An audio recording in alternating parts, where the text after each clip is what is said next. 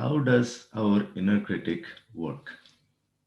We saw in the previous videos that it sets impossible standards and then beats you up for the smallest of mistakes. That's its biggest tool. But let's go into a bit more detail on how it really works. Welcome to this mini course on knowing your inner critic and how to disarm them. Now let's see. One of the key ways in which our inner critic works is it keeps a record, a gallery, in fact, an exhibition of our failures to shove it in our face at the smallest of our mistakes. I told you so. Look, this is what happened when you tried doing it in the past, and you're trying it once more. It makes us not just feel little about ourselves, feel small about ourselves, but it also reduces our confidence. It starts giving us fears that don't even exist. It keeps a gallery of failures. It asks you to be the best. Remember, it all started with a good intention.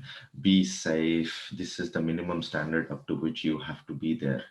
But what the inner critic has twisted the words is if you're not the best, you're nothing. You're nothing. Your self worth is gone. Your self respect is gone.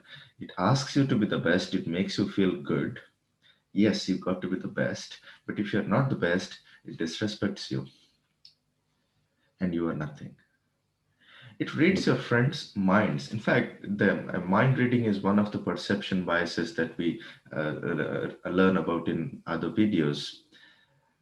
It's guessing what someone else is thinking. It's a psychological bias. You cannot guess what the other person is thinking and then decide your actions based on that. But your inner critic does a full time job of that. Your friends think you are boring. They may not be, but your inner critic says, yeah, you are stubborn, you are this, you are that, blah, blah, blah, blah, blah. You always do this, you always do that, or you never do this or never do that. Again, examples of biases in our thinking, unhelpful thinking styles. We learn about it in our other videos. But yeah, always, everything, nothing, generalizations like everybody, these kind of things are coming from our inner critic, and it does the job for you. You should do this, you should do that, you could do this, you could do that. The war of shoulds and coulds and shoulds and coulds, that actually is building up to the impossible standards that you think I should be doing it up to this standard. I should be doing it in this manner because so and so told us, my parent told us, my teacher told us, or my hero in the movie, a hero in the real life, they told us. If a great billionaire is doing things this way, this is the way I should be doing. They're not your standards, but you think that they are. That's the reason the shoulds and coulds are coming in, and inner critic is using them. It reduces your sense of worth while giving you the illusion that you're doing the right thing. That's the biggest catch here. You think you're doing the right thing by going up to these impossible standards set by someone else. But listen, if it is your goal, if it is your life, you set the first standard.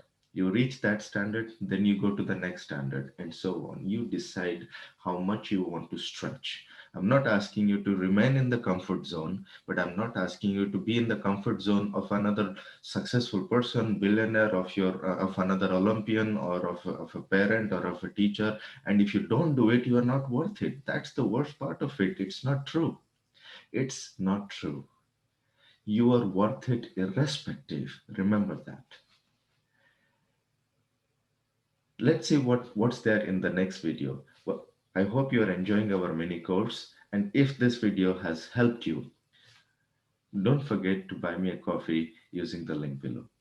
In our next video, we'll be seeing how we are going forward in disarming this inner critic. What can we do about it? How can we make it useless?